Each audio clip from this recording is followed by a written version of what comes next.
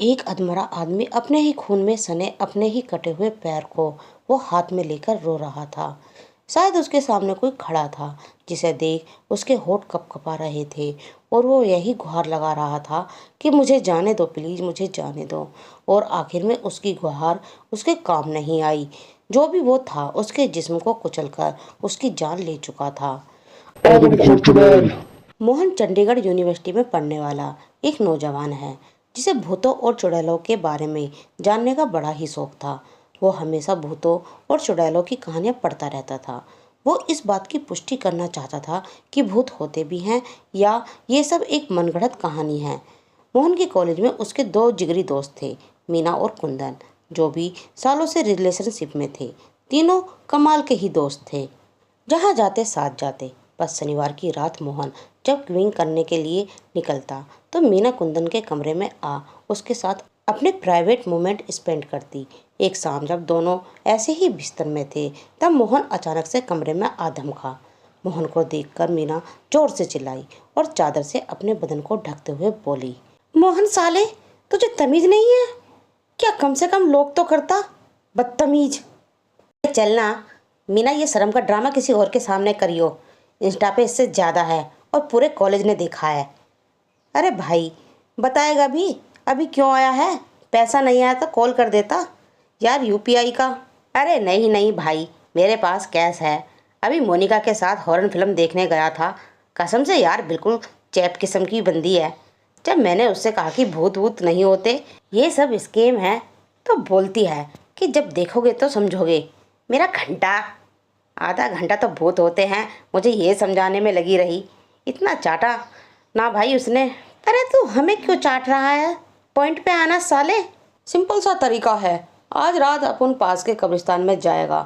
तीनों चलेंगे और पूरी रात वहाँ जाग के पता करेंगे कि चुड़ैल होती है या नहीं। तू जा, वैसे भी हम नहीं जाने वाले तेरे साथ। तूने तो हमारा पूरा मूड खराब कर दिया है। अरे चल ना ब्रो, किसे पता डर में हाथ और हाथ में कुछ और पकड़ने को मिल जाए, माहौल बन जाएगा। आई प्रॉमिस, पूरी प्राइवेसी दूंगा तुमको। मीना और कुंदन राजी हो गए। जैसे ही रात हुई तीनों कब्रिस्तान के पास पहुंच गए। मोहन अंदर चला गया और मोहन के दोस्त वहीं कब्रिस्तान के बाहर उसका इंतजार करने लगे। बेबी, अब मोहन भी नहीं है और हमारे पास पूरा वक्त ही वक्त है। तो यकीन नहीं हो रहा मीना, इस हालत में तुम्हें ये सब सूझ रहा है? मेरी तो इस रात के अंधेरे के सन्नाटे में ऐसी फट रही है ना यार, पता नहीं इस मोहन का क्या हाल हो रहा होगा। मोहन एक पेड़ के किनारे बैठे अपनी सिगरेट फूंक ही रहा था कि अचानक उसे पेड़ के ऊपर से कुछ आवाजें आईं। घबरा कर फ्लैश लाइट मारी तो पाया कि चमगादड़ का एक झुंड था जो उसके फ्लैश जलते ही भाग खड़ा हुआ। कुछ घंटे बीत जाने के बाद मीना ने मोहन को कॉल किया और उसने उससे पूछा, भाई चुड़ैल दिखी क्या? मोहन ने जवाब नहीं दिया। इस पर कुंदन ने फोन छीनते हुए मोहन से कहा, अरे यार तू बाहर आ जाना यार, हम लोग घर चलते हैं। मुझे बहुत नींद आ रही है और मीना भी बहुत थकी हुई है। सुन भाई, जब तक सुबह नहीं होती तो मैं तो यहाँ से बिल्कुल नहीं हिलने वाला। तो एक काम कर साले, तू ही फ्री फंड में मर जा। और सुन, अगली दफा रूम में आइए तो लॉक करके आइयो। कहकर मीना कुंदन का हाथ पकड़ उसे अपने साथ खींचते हुए हॉस्टल की ओर ले जाने लगी। मोहन अभी चुड़ैल, पिशाच या किसी आत्मा को देखने के इंतजार में था। उसने अपना कैमरा एक कब्र के सहारे टिकाया और एक वीडियो रिकॉर्ड करते हुए किसी ब्लॉगर की तरह बोलना शुरू कर दिया। दोस्तों, मुझे यहाँ करीब आधा घंटा या उससे थोड़ा ज़्यादा समय हो चुका है एक भूत और चुड़ैल के लिए। यार कितना इंतजार करना पड़ेगा। खैर भूत नहीं होते, आज ये साबित। मोहन इससे पहले इस तथ्य पर मोहर लगाता कि अचानक कब्रिस्तान की हवाएं चलने लगी और कैमरे में गौर से देखने पर उसने पाया कि उसके पीछे वाली कब्र में से एक लाल चुन्नी का टुकड़ा एक कोने से बाहर निकल रहा था। मोहन उस लाल चुन्नी को निकालने के प्रयास में लगा रहा और अंत में जब उसने जोर लगाया तो चुन्नी तो नहीं निकली, पर कब्रिस्तान में जल रही स्ट्रीट लाइट वाला लैंप फूट गया और कीड़ों की आवाज़ जो माहौल को एक आम में हल्का बनाए हुए थी अचानक से बंद पड़ गई और सन्नाटा पसर गया।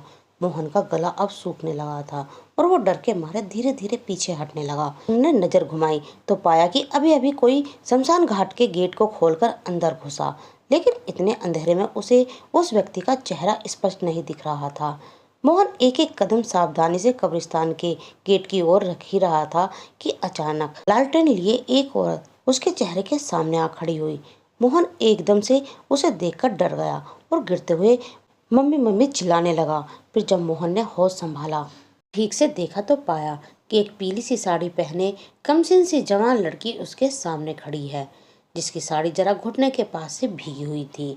मगर मोहन की नज़र, हाँ नहीं नहीं, मैं कुछ और सोच रहा था। तुम कौन हो वैसे? तो अमर, मेरी सहेली, जिसकी कब्र पर आप चिपक कर बैठे हैं। इस पर हर शुक्रवार की रात में फूल चढ़ाने आती हूँ। मैं माफ़ कीजिए, पर कैसे हुई थी उसकी मौत?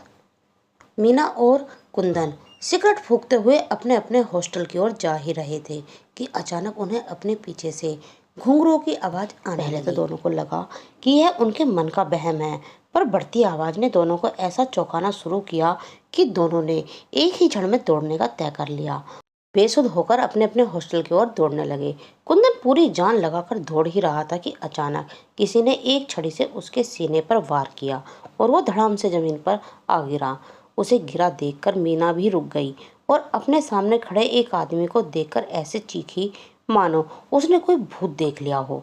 मगर यह शख्स कोई भूत नहीं था, बल्कि दरगाह से आया एक पीर बाबा था, जिसकी छड़ी पर बंधे हुए घुंघरुओं की आवाज़ उन दोनों को आ रही थी। कब्रिस्तान में तुम दोनों पर मेरी नज़र थी। क्या करने गए थे तुम दोनों वहाँ? हाँ, हम तो बस वहाँ बाहर खड़े थे। अंदर तो हमारा दोस्त मोहन गया था। बाबा, मोहन बस सुबह तक उधर रहेगा, फिर लौट आएगा। उसे बस इतना जानना है कि क्या भूत डायन चुड़ैल सचमुच होती हैं या नहीं। नावकुल, तुम जानते भी हो तुमने किस खाई में अपने दोस्त को छोक दिया है। आज जुम्मे की रात है, वो ज़रूर आएगी और तुम्हारा दोस्त जिंदा नहीं लौटेगा। वो उसे मार डालेगी। बाबा, कौन मार डालेगी हमारे मोहन को? बाबा बोलिए ना बाबा। उसका नाम पायल है, मगर उस कब्रिस्तान के करीब रहने वाले लोग उसे आदमखोर चुड़ैल के नाम से जानते हैं। पिछले 3 महीनों में वो 16 मर्दों को मार चुकी है, मगर वो पहले ऐसा नहीं करती थी। आज से 2 साल पहले पायल और साजिया भी तुम दोनों की तरह पढ़ती थीं। दोनों में बहुत प्यार था। साथ पढ़ते पढ़ते एक दिन उनकी ज़िंदगी में दीपक आ गया, जो साजिया से बहुत प्यार करने लगा। साजिया भी उसके प्यार में गिरने लगी। एक शाम जब साजिया दीपक के घर पर थी, तब दीपक ने रात के गहरे सन्नाटे में अपने प्यार का इजहार साजिया से कर दिया। साजिया भी दीपक से प्यार तो करती थी, लेकिन कहने से डरती थी, क्योंकि उसके अब्बा एक कसाई थे। साजिया को डर था कि उसके अब्बा को इस बात का पता चला तो वो दीपक के टुकड़े टुकड़े कर देंगे। पर दीपक ने उसे दिलासा देते हुए कहा कि वो उसे कुछ नहीं होने देगा और ज़रूरत पड़ी तो वह उसके साथ मुंबई भाग जाएगा। ये सुन साजिया की आंखों में खुशी के आंसू छलक आए और दोनों ने एक दूसरे को अपनी बाहों में भर लिया। साजिया रात में कब्रिस्तान के बाहर दीपक के आने का इंतजार कर रही थी कि दीपक कब आएगा। उसने दीपक की खबर लेने के लिए उसे कई बार फ़ोन भी किया, मगर उसका फ़ोन नहीं लग रहा था। तभी एक बच्चा साजिया के पास एक चिट्ठी लेकर आया, जिस पर दीपक का नाम लिखा था। दीपक ने साजिया को अलविदा कह दिया था, क्योंकि वो उससे रिश्ता रखकर अपनी जान नहीं गंवाना चाहता था, और साजिया को अलविदा कहकर उसे हमेशा हमेशा के लिए भूलने के लिए कह दिया। साजिया इस चिट्ठी को पढ़कर बिल्कुल टूट चुकी थी, मगर साजिया का भाई जुनेद अपने दोस्तों के साथ वहाँ से गुजर रहा था। साजिया को देख लिया और उसके हाथ से चिट्ठी पढ़ ली और गुस्से में तमतमाने लगा। जुनेद के हिसाब से कौम के बाहर प्यार करना हराम था, जिसके चलते उसने अपनी बहन साजिया पर न सिर्फ हाथ उठाया बल्कि कब्रिस्तान में ले जाकर उसे जान से मार दिया और एक कब्र में दफना दिया। साजिया की कोई निशानी इस दुनिया में बची थी तो बस लाल सरारे का टुकड़ा जो कब्र से बाहर लटक रहा था। मोहन, जिसे पायल ने अपनी सहेली का सच बता दिया था, डर से थर थर काँप रहा था।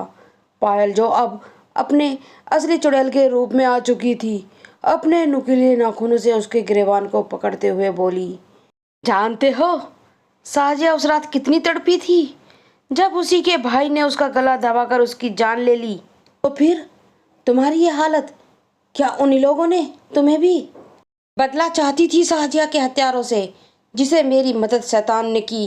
5 महीने शैतानी विद्या सीखकर इस चुड़ैल के रूप को धारण कर पाई हूँ। देखो देखो, मुझे छोड़ दो प्लीज, मैंने साजिया का कुछ नहीं बिगाड़ा। मर्दों का क्या भरोसा, तुम्हारे लिए तो बस हम एक खिलौना है। जिंदगी में जी भर कर देखो, फिर जिस्म के साथ खेलो, और जब मन भर जाए तो उसे बदहाल छोड़ दो। सबके साथ किया जो तुम्हारे साथ भी करूंगी। क्या क्या क्या क्या क्या मतलब? सबसे पहले तुम्हारे पैरों को उखाड़ूंगी और उसके बाद तुम्हारे जिस्म को ऐसे नोच कर खाऊंगी मानो जैसे तुम यहाँ थे ही नहीं। ये सुनकर मोहन दुम दबाकर कब्रिस्तान के दरवाजे की ओर दौड़ा, लेकिन भला एक चुड़ैल के आगे एक इंसान की कितनी चलती है। इससे पहले कि मोहन दरवाजे की ओर पहुंचता, वो लड़खड़ाकर एक कब्र पर जा गिरा, जिसमें से एक अधेड़ उम्र की मृत औरत निकली। मोहन ने नजर घुमाई तो पाया कि हर कब्र से एक मुर्दे की लाश जिंदा होकर बाहर निकल रही थी। मोहन धीरे धीरे मुर्दों की फौज से घिर चुका था। ये हाथ और पैरों को खींचकर उसे फर्श पर लिटा चुके थे। मोहन दर्द से तड़पता हुआ चिल्ला रहा था और उसकी चीख सुने ऐसा वहाँ कोई नहीं था। बहरहाल पायल, या कहूँ आदमखोर चुड़ैल, अपने हाथ में एक आरी लिए मोहन की ओर बढ़ रही थी कि तभी कब्रिस्तान में पीर बाबा आ पहुंचे। ऐसी जोरदार आवाज निकली कि सारे अधमरे मुर्दे धुआं हो गए। कि इस हरकत से चुड़ैल के क्रोध का बांध ऐसे तोड़ा कि उसने कब्रिस्तान के पेड़ों की शाखाओं से पीर बाबा को जकड़ना चाहा, पर पीर बाबा ने एक ऐसा शक्तिशाली मंत्र बुदबुदाया कि पेड़ की बढ़ती शाखाएं जो कि त्यों रुक गई और आसमान से बरसती एक बिजली के झटके ने पायल को चुड़ैल से वापस उसी इंसानी रूप में लाकर जमीन पर गिरा दिया। साजिया के साथ जो हुआ वो बहुत दुखद था, पर तू साजिया के भाई और उसके दोस्तों को एक एक कर कब्रिस्तान में मार कर खा चुकी है।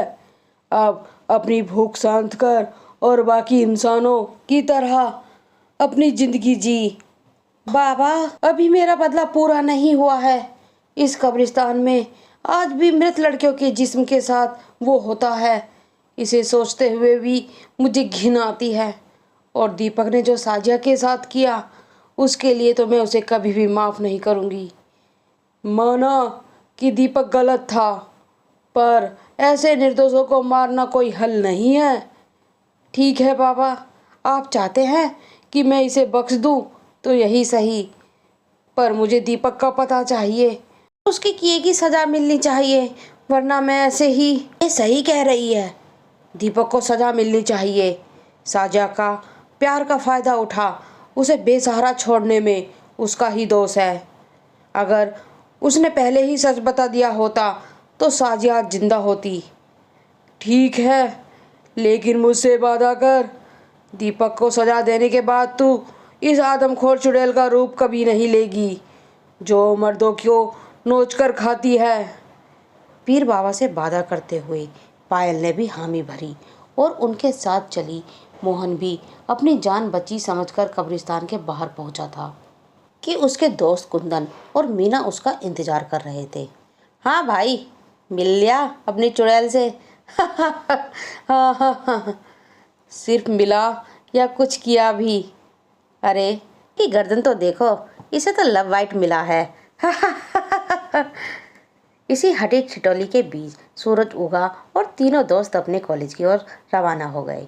एक शाम मोहन लाइब्रेरी में किताब पढ़ ही रहा था कि तभी कुंदन एक अखबार लेकर उसके पास आया और उसे पढ़ने के लिए उकसाने लगा। अम्बाला में रहने वाले दीपक शर्मा काटा अपना दाहिना पैर और दाएं हाथ की 2 उंगलियां और अपनी ही छत पर केरोसिन छिड़क कर किया खुद को आग के हवाले। Can you believe it? Well, भूतों में बिलीव कर, इन एक्सीडेंट में क्या रखा है। इस आदमखोर चुड़ैल से मोहन तो बच गया, पर आप रात में कब्रिस्तान गए तो शायद आप नहीं बच पाएंगे। सावधान रहें। और हाँ दोस्तों, अंधेरी रातों में भूतों की तलाश में ना निकलें, वरना अगले दिन दीपक की जगह आप भी हो सकते हैं। दोस्तों, आज की मेरी ये कहानी यहीं समाप्त होती है। उम्मीद करती हूँ आपको मेरी ये कहानी अच्छी लगेगी। तो दोस्तों, मेरी ये कहानी सुनने के लिए मेरे चैनल को लाइक करें, शेयर करें और सब्सक्राइब करना ना भूलें। और हाँ, बेल आइकन ज़रूर दबाएं, जिससे कि आपको मेरी नई नई कहानी की नोटिफिकेशन मिलती रहे। और हाँ, कमेंट में लिखकर ज़रूर बताएं कि आपको मेरी ये कहानी कैसी लगी। धन्यवाद।